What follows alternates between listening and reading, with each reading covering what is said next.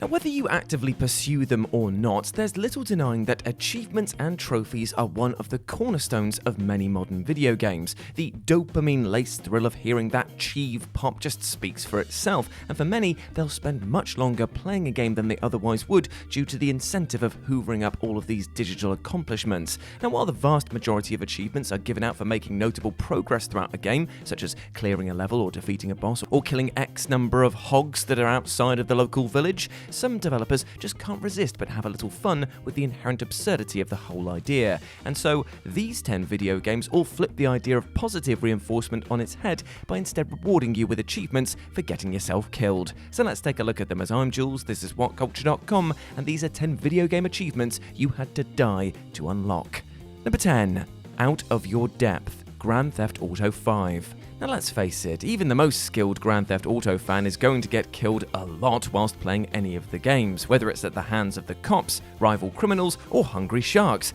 Wait, what was that last one? In GTA 5, if you venture far out into the open water, you'll eventually see a red dot on your minimap, and if you leap from your mode of transportation into the drink, you'll soon enough get gobbled up by, well, is there any other way, by a shark. But doing so won't merely result in your death, as you'll also pop the Out of Your Depth achievement, which comes complete with the knowing description, you're gonna need a bigger boat. Considering the sheer number of ways that you can end your digital life in the GTA franchise, it's honestly surprising that there aren't more death-related achievements throughout the series. Number 9. 10 Minutes Later, The Secret of Monkey Island. Now, The Secret of Monkey Island was actually designed in such a way that it's effectively impossible for the player to kill off stalwart protagonist Guybrush Threepwood. Well, with one cheeky exception, that is. In the game, Guybrush boasts to the pirates early on that he can hold his breath for an eye-watering 10 minutes, and if you try this out, you'll hilariously get to see his single death scene in the entire game. After getting caught stealing from the governor's mansion, a guard will kick you into the water, and though you're simply supposed to climb up the nearby ladder to get back onto dry land, you're free to hang out underwater and put Guybrush's claim to its most fateful test. Indeed, if you stay underwater for 10 entire minutes, Guybrush will go blue and drown, and you'll also pop the 10 minutes later achievement for your commitment to the bit. Number 8. A Game of Chicken, Just Cause 4. Just Cause 4 has a number of wacky achievements to its name, such as turning a demon into a cow to unlock the Moosifer Achieve, but perhaps the most deliciously unhinged of the lot might be a Game of Chicken. To pop this achievement, you need to crash a flying airplane with your own plane, which basically means flying your plane into another one that's in the air, causing a massive explosion and consequently your fiery demise. The airport is the easiest place to get this one done, but the achievement can be a little finicky. You need to make sure that you collide the front of your plane with the other plane, and again, it doesn't work if the other plane isn't off the ground. It might take you more than a few tries to get it right, but considering how damn fun it is to crash planes in Just Cause 4, it's hardly a chore. Number 7. Purple Heart, Call of Duty World at War.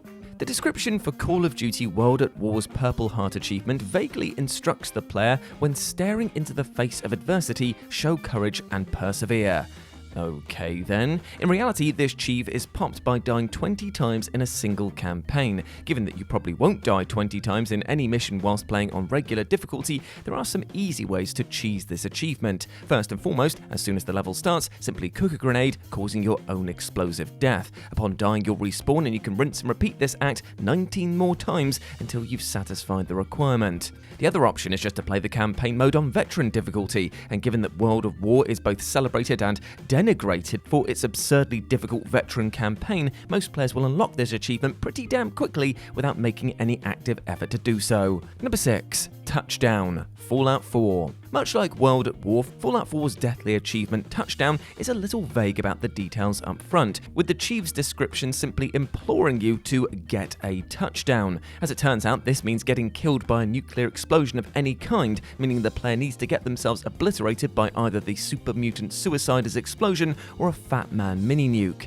In the latter case, you can let a raider do the honours, or if you'd prefer to take matters into your own hands, you can also nab the achievement by dropping the bomb on yourself. Either way, the end result is the same, a fiery overkill death and the sweet, sweet sound of an achievement popping for your trouble.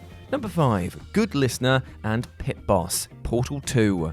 Now, Portal 2 gets the distinction of granting the player 2 achievements for getting themselves killed, and they're both relatively tongue-in-cheek rewards that make fun of the player's interactions with the kooky personality cores GLaDOS and Wheatley. First up, we have Good Listener, which is obtained by taking GLaDOS's escape advice. During Test Chamber 21 in the game's 4th chapter, GLaDOS will open up a pathway for the player which she claims is the final test. Follow this path and you'll realise quite what finality she meant, as you'll promptly be gassed to death. Secondly, there's Pit Boss, which similarly has a vague objective description of show that pit who's boss. It's unlocked at the very start of Portal 2's 9th chapter, where you teleport away from Wheatley after he attempts to crush you, where he'll beg you to come back, and while player instinct says to ignore him, you can get an achievement by defying your innate sense of self-preservation and actually listening to him. Wheatley then tries his luck by asking the player to jump into the pit in front of them, and if you actually do it, you'll get the Pit Boss Chief, all while Wheatley expresses hilarious surprise that his silly gambit actually worked. Number 4. Karma, Hotline Miami 1 and 2. If you thought Call of Duty World at War asking you to die 20 times was a tall order, it has got nothing on Hotline Miami's deranged Karma achievement. The Chief, unlockable in both Hotline Miami games, requires the player to die a total of 1,000 times. Now, that might sound so daunting that only the most hardcore achievement hunters would ever bother attempting it, yet, as anyone who's actually played Hotline Miami knows, death is a constant throughout. On a run through either game's campaign, you're likely to die several hundred times at the very least, given the trial and error nature of the gameplay, where you'll die in a single hit most of the time. But in the event that you need to hoover up a few hundred extra kills in order to reach that precious 1,000, it's easy to find sections of the game where you can be killed within a second or two and quickly respawn to do it again, and again, and again, and again. Number 3. This is The End, Until Dawn.